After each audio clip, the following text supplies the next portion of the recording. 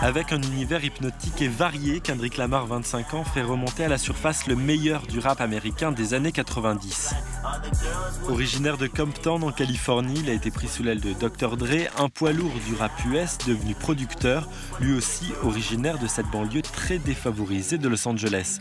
Ils signent d'ailleurs ensemble une chanson, Compton, en hommage à leur origine.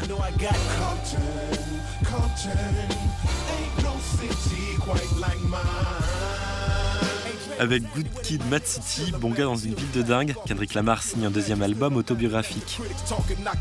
Kendrick Lamar, on se situe dans ce qu'on appelle la catégorie des storytellers, qui sont les artistes hip-hop qui écrivent de grands textes, des histoires. C'est vraiment une autobiographie. D'abord parce que ça parle de moi, mais pas seulement de moi, des gens qui m'entourent aussi, de la communauté noire et de ma ville de Compton.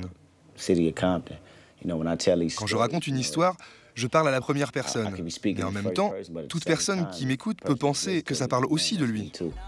C'est vraiment une représentation de nous tous, parce que tout le monde essaye d'échapper aux tentations.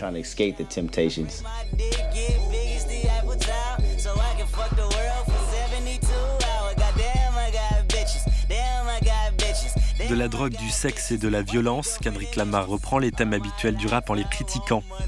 Ça continue de sentir le soufre, mais les clichés bling-bling prennent la douche froide. Kendrick Lamar, rappeur engagé. Je ne décrirais pas Kendrick Lamar comme quelqu'un de très politique, mais quelqu'un qui est très observateur et qui n'est pas dans la parade. Voilà, quelqu'un qui décrit, qui est honnête sur son environnement et puis qui dit ce qu'il voit. Il analyse la société de manière pas forcément frontale, de manière un peu plus poétique et un petit peu détournée. Et il fait un vrai constat sur voilà, quelqu'un qui a passé la vingtaine et qui a grandi à Compton voilà, dans les années 2000.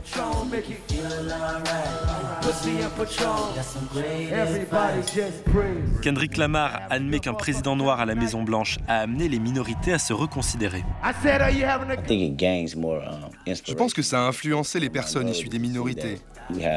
Parce qu'enfin quelqu'un, issu d'une minorité, est à la tête de l'État.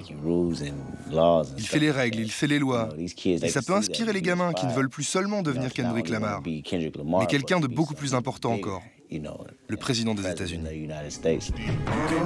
Influencé par les grands rappeurs des années 90 et 2000 comme Tupac, Jay-Z ou Eminem, Kendrick Lamar tourne une page dans l'histoire du rap. Son premier album commence par Fuck Your Ethnicity, on se fout de ton origine ethnique. Kendrick Lamar entend faire du rap pour tout le monde.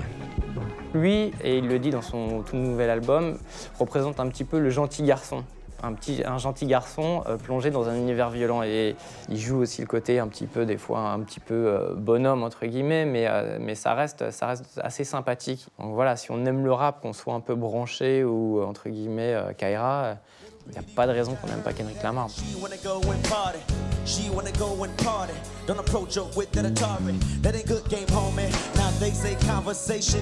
Rule a nation, I could tell, but I could never right my wrong, unless I write it down for real.